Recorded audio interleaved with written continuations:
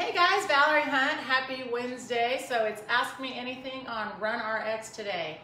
So today's Ask Me Anything is a great question that I got, and I get this a lot, is the difference between, let me make sure I say this right, using my heart rate during my run versus using efficiency in my movement. And so I just want to say first of all that there's great reasons to use heart rate training. And we're going to talk about kind of how to differentiate between, I guess I should say, effort, right?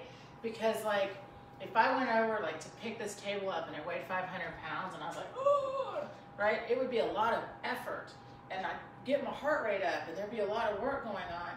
But would it be like an efficient movement? No. Do I have a risk of injury in 1000%? Yes.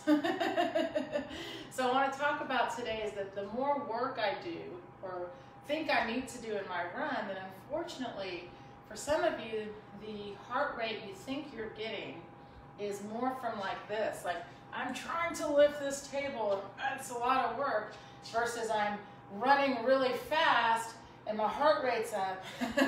There's a difference. And so running just in general is free falling.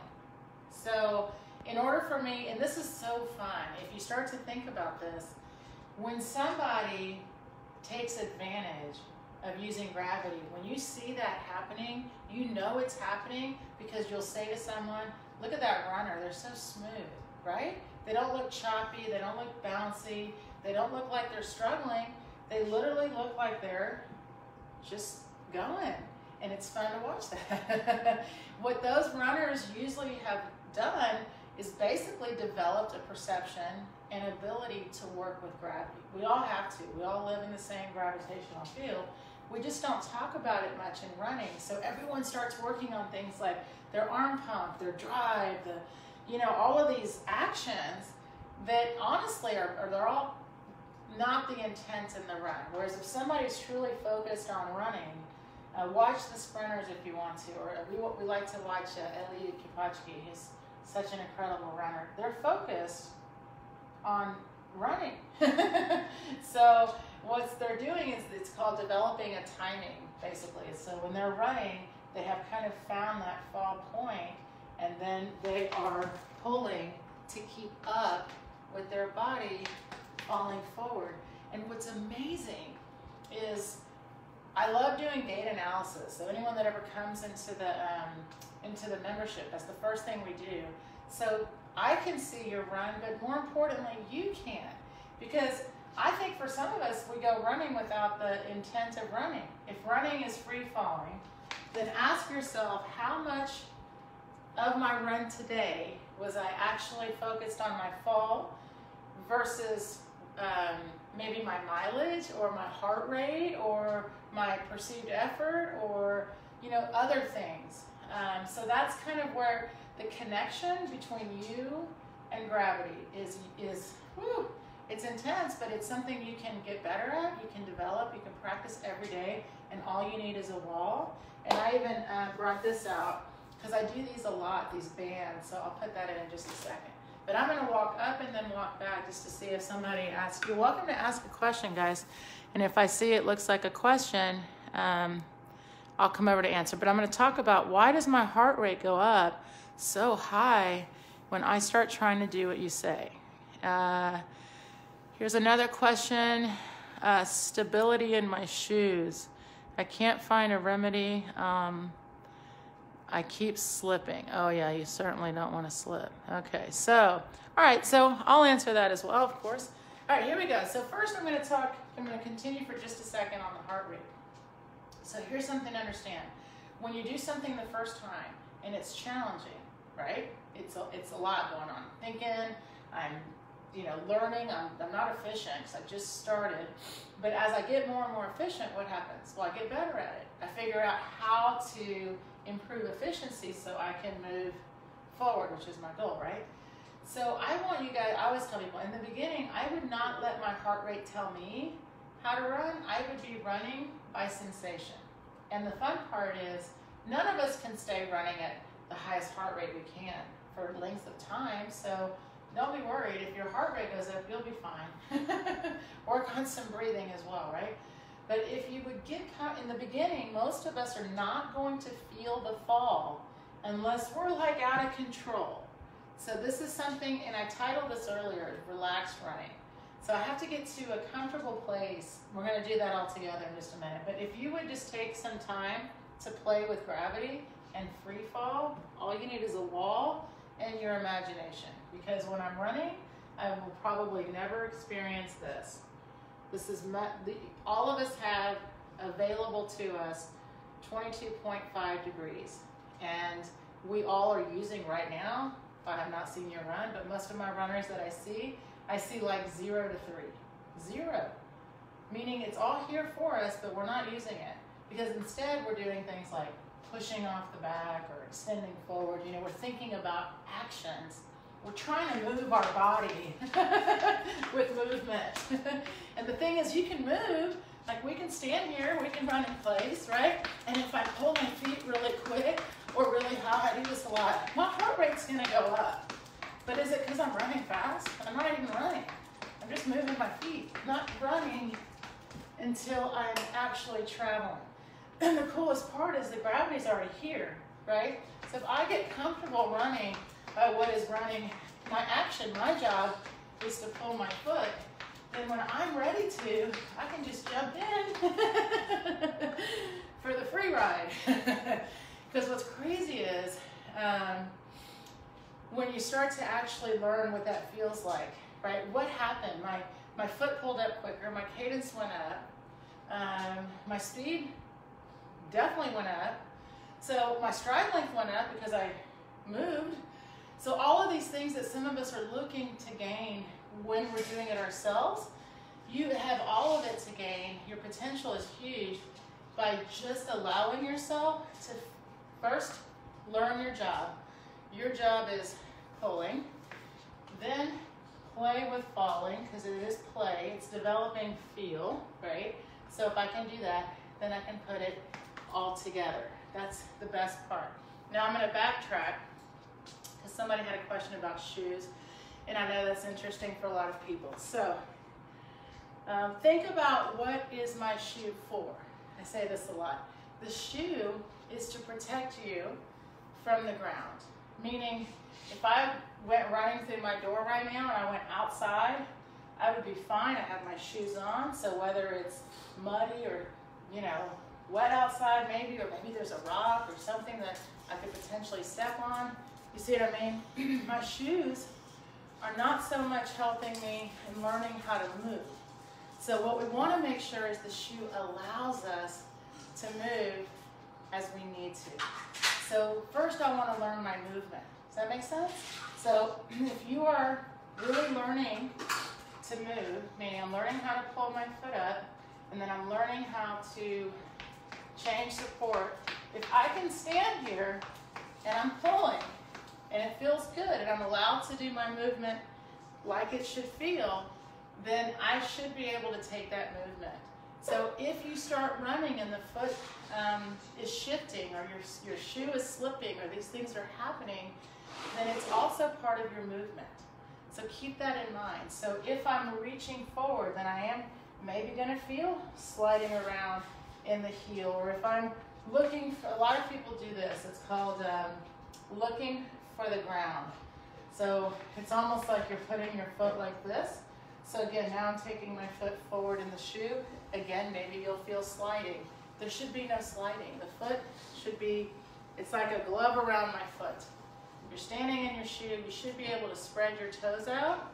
You should be able to wiggle your toes. You should be able to do any movement that is natural for the foot in your shoe. So the shoe needs to be flexible and allow you full range of motion and movement. That's really important. So, but enough support, guys. Enough support for you to feel, one, comfortable, and second, that you feel ready to move.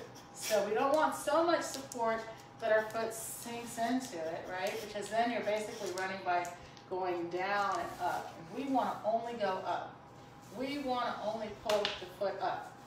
As soon as we sense the other foot is down, we're already pulling it. So in order to be able to sense the timing of that, I have to at least be able to sense that I'm on the ground. So you don't have to go like, where would I have, or go full minimalist, but you certainly need to feel comfortable that there's elasticity in your foot and in the shoe. You start to develop strength and elasticity in the foot and the ankle and the calf, then you're going to feel comfortable in finding the shoe that allows you to move as you need to. Okay? So last thing I'm going to finish with, guys, and it kind of goes back into my theme for today, running relaxed. So I'm putting this band on, okay? So I just want to have a feeling to give you. So the band is on. Is that funny? No, I'm just going to hold his hand. I might pull my table. But when I put the band on, you see it's across the hips. So your hips are your, this is my gas pedal, my center of mass, which is really the center of my body. But you can connect with here, right? So my knees are bent, my shoulders, look, are over my hips. See? Shoulders over hips. This is behind hips. This is shoulder behind hips. This is a straight line. This is over. Okay, we want to be an S-like shape. Knees are nice and bent, but see, this is my gas pedal. This is falling. And this is relaxed falling. See, my arms are relaxed. I'm getting comfortable with just holding my shoulders over my hips. Body weight stays in the ball of my foot. Not trying to sprint. I'm just trying to connect with what it feels like to let my body fall, travel forward, okay? All right, so then once I'm here, I'm gonna stand in the running pose, right? The figure four. So again, ears, shoulders, hips, lifted ankle, in line, over the ball of my foot. And again, standing here and sensing that the work is here, right? And then what do I need to do? I need to pull my foot up from the ground. Recover the pose. So now I know my job. So here I am running. Up, up, up, up, up, up, up, up. I'm sensing when to pull my foot because I can feel it touch. I'm not putting it down. I'm only pulling when I feel that it's on the ground. My arms are totally relaxed. I wouldn't run like this because I'm not balanced. Bend your arms by your side for balance. Your knees are bent to use muscle elasticity and allow the hamstring to do its job.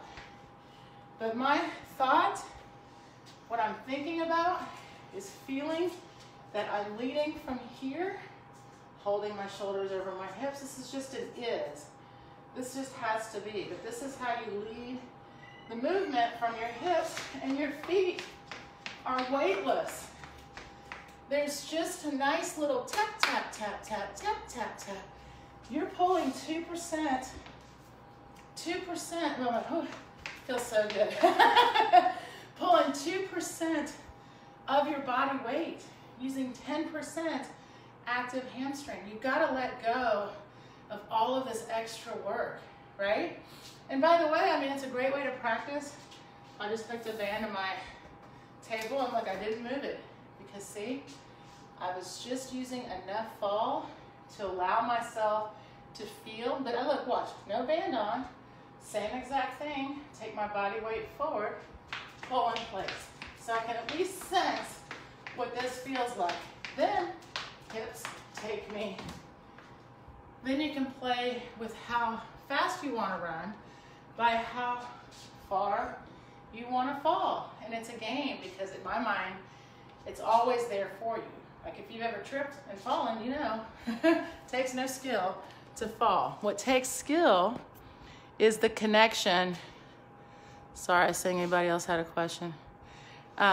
Seeing if they're making that connection with the fall. When you're a kid, you have it. It's why they talk about, you know, running being natural, of course. You know, they don't think about actions. They just do them. So we're in a strange spot because we've got to think and then let it just be, you know? So here's a couple of things. If you have any running injuries, please take the free quiz on the site and it'll talk about maybe you're reaching, maybe you're pushing, maybe you're doing an action you didn't realize. And then we give you a skill tip to help you correct. We also have the RunRx practice on the YouTube channel. It's 30 days of practice, and it takes you literally from how to get into the running pose, how to fall, how to do all these things I talk about. And then it gives you a skill, strength, and self-care to rotate through, to develop strength in your feet and work on your elasticity and all of the stuff that we have to do to put it all together, right? And when I say strength, guys, it's more about strength for my hips and my feet and my ability to hold this. This is a lot of work. Standing in balance is a lot of work. Standing on one leg is a lot of work. Holding your body weight in this optimal position to be able to use gravity to fall and pull, all of that, that's all your practice. But it's what keeps you running. And then of course we have the RunRx membership, which is a lot of fun. It's 12 weeks, you come in, like I said, you start with the gait analysis, then you've got an immersion, weekly check-ins, it's a lot of fun.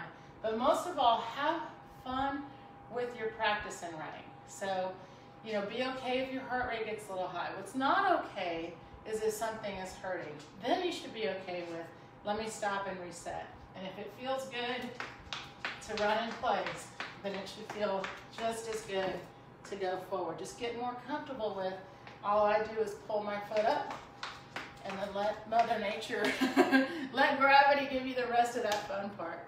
All right, guys, you always can ask questions anytime. You're welcome to comment under here. We have a new feature on our website where you can actually ask questions there as well.